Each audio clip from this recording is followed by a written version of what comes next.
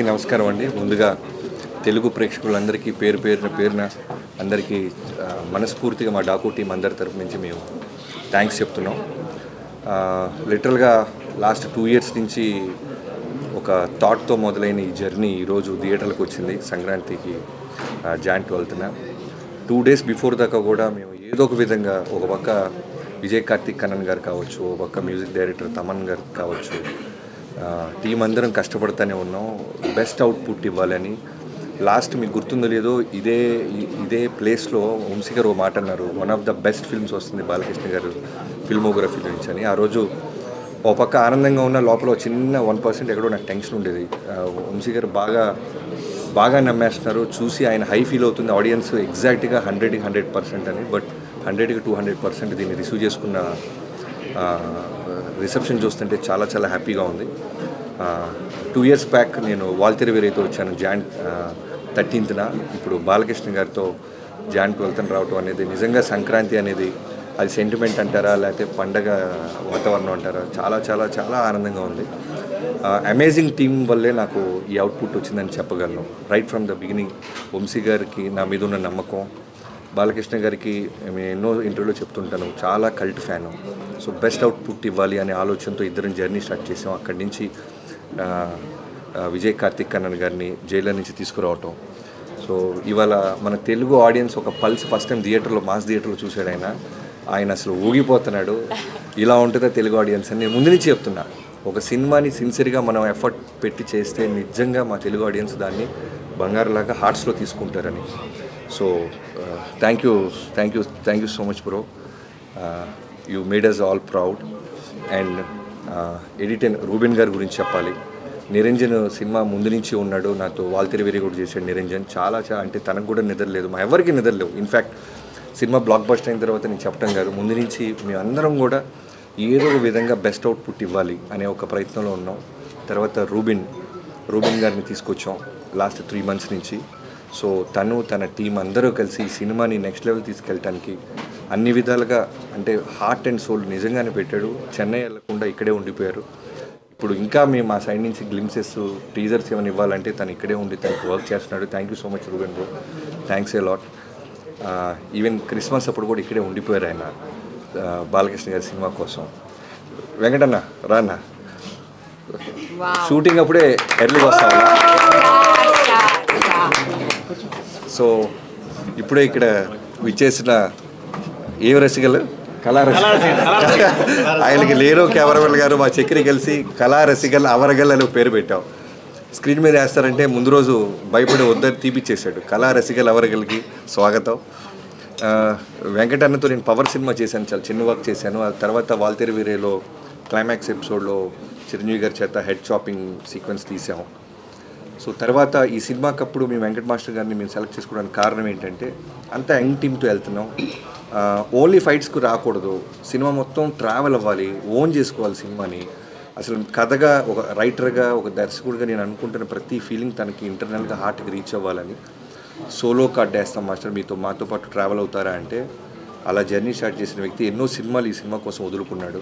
ఇవాళ రోజున థియేటర్లో పూనకాలు వస్తున్నాయన్నా, క్లాప్స్ కొడతారన్నా, ఇంటర్వెల్ పీక్స్ అంటున్నారన్నా, డాకు ఇంట్రో గురించి మాట్లాడుతున్నా, క్లైమాక్స్ గురించి మాట్లాడుతున్నా, తను టోటల్గా మాతో పాటే నిరంతరం ట్రావెల్ అయ్యాడు. Thank you so much master. తను పాపం సినిమా రిలీజ్కి ముందు నాకంటే ముందు తొడగొట్టేశాడు. తొడగొట్టి 3 రోజుల నుంచి నిద్రలేదు అడిగి. అన్నా నేను తొందరపడి తొడగొట్టానా, బ్లాక్ బస్టర్ అనే వర్డ్ అంటే హిట్ 100% హిట్ సినిమా తీసామనేది మా ఎఫర్ట్స్, మా నమ్మకం.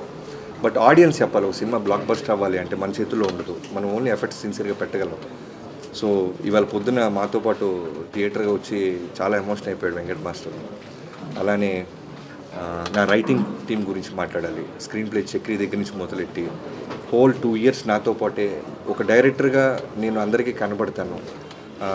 ఒక సినిమా బ్లాక్ బస్టర్ అయితే ఆటోమేటిక్గా డైరెక్టర్ ఒకటి కనబడతాడు, వెలుగులోకి వస్తాడు. అలానే కనబడిన వాళ్ళు చాలామంది ఉన్నారు. అలా చక్రవర్తి, నేను నా బావ అంటుంటాను, వాడిది నాది ఆల్మోస్ట్ 16 ఏళ్ళ నుంచి ఫ్రెండ్షిప్.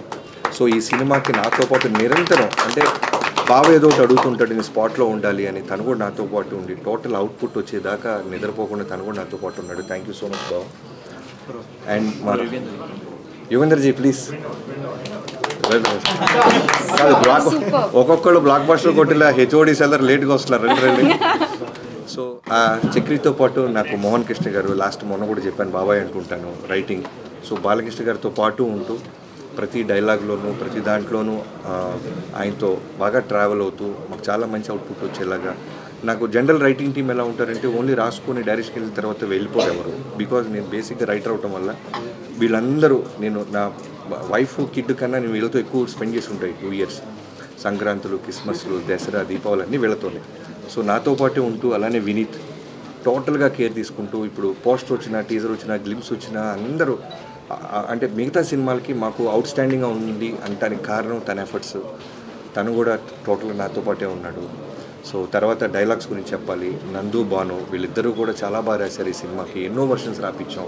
స్పాట్లో కూడా మేము లాస్ట్ ఇక్కడ రోల్ చేస్తున్నప్పుడు కూడా నాకు ఏదో ఒకటి అనిపించి మళ్ళీ ఈ టీం అందరు కలిసి వాళ్ళతో కోఆర్డినేట్ అయ్యి బెస్ట్ అవుట్పుట్ తీసుకొచ్చేవాళ్ళు. తర్వాత ఇక్కడ కూర్చుని ఇక్కడ నాతో పాటు ఉన్న బ్యూటిఫుల్ గార్జియస్ ఉమెన్ గురించి చెప్పాలి. ఈ సినిమాలో నేను సర్ప్రైజ్ అయిపోయింది ఏంటంటే మీరు రాసినప్పుడు మాకు అదే నమ్మకం. అంటే మేల్ డామినేషన్ ఉంటున్న సినిమాల్లో ఎక్కడో ఉమెన్కి స్పేస్ ఇచ్చి రెస్పెక్ట్ ఇస్తే దాని రిజల్ట్ ఎలా ఉంటుందా అని ప్రయత్నించాం. నిజంగానే ఇవాళ ప్రజ్ఞా స్క్రీన్ మీదకి వచ్చినప్పుడు ఆ అప్లాస్ నేను చూశాను. తనకి ఫైట్ మధ్యలో చిన్న ఒక యాక్షన్ సీక్వెన్స్లో ఒక చిన్న కట్ పెడితేనే విజిల్స్ వేస్తున్నారు. అలానే కథ వినంగానే ఫస్ట్ చాలా పాపం టెన్షన్ పడింది. ప్రెగ్నెంట్ ఉమెన్ అంటున్నారు. అఖండాలో కూడా నాకు పాప ఉంది బాబీ గారు అని. బట్ వన్స్ కథ విన్న తర్వాత ఒక 10 to 15 minutes ఆలోచించి వెంటనే ఓకే చెప్పింది. ప్రజ్ఞ థ్యాంక్ యూ సో మచ్. నీ ట్రస్ట్, నీ నమ్మకాన్ని మేము నిలబెట్టాం అనుకుంటున్నాం. నీ బర్త్డే రోజు మంచి గిఫ్ట్ ఇచ్చావు నీ నమ్మకానికి. అలానే శ్రద్ధ శ్రీనాథ్ గారి గురించి చెప్పాలి. ఈ సినిమాకి చాలా ఆయువు పట్టు అనమాట. చాలా ఇంపార్టెంట్ క్యారెక్టర్ అది. అంటే 100కి 100 మార్క్స్ వేసే పర్ఫార్మెన్స్ చేసే ఒక గర్ల్ కావాలి మాకు. సో నాకు బిఫోర్ జెర్సీ నేను విక్రమ్ వేద సినిమా చూశాను చెన్నైలో. సో ఆ సినిమా చూసినప్పుడు అనుకున్నాను ఎట్టి పరిస్థితుల్లో ఏదైనా మంచి సీన్ మంచి క్యారెక్టర్ ఏదైనా ఉంటే శ్రద్ధ గారిని అప్రోచ్ అవ్వాలని అలా అప్రోచ్ అవ్వడం జరిగింది.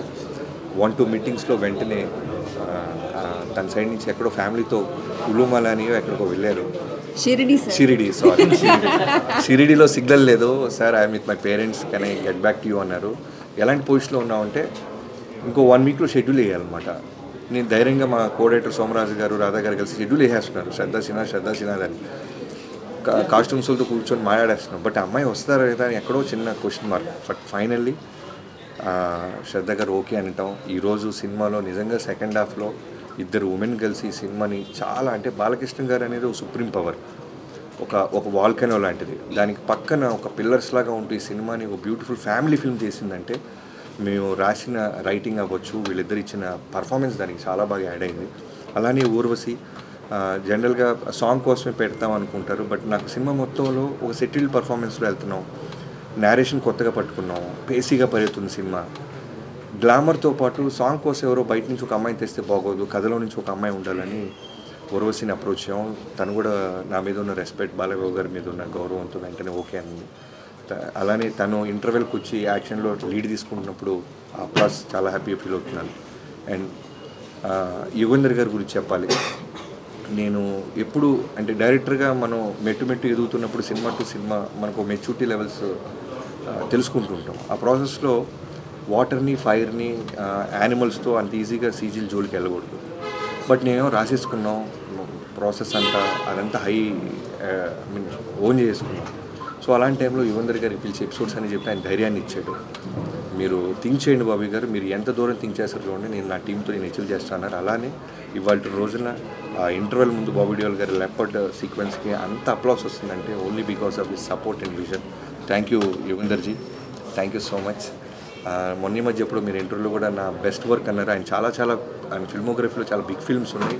సో డాకు మహారాజ్ అని బిఫోర్ రిలీజ్ ఆయన బెస్ట్ వర్క్ అన్నప్పుడు నేను చాలా ప్రౌడ్గా ఫీల్ అయ్యాను.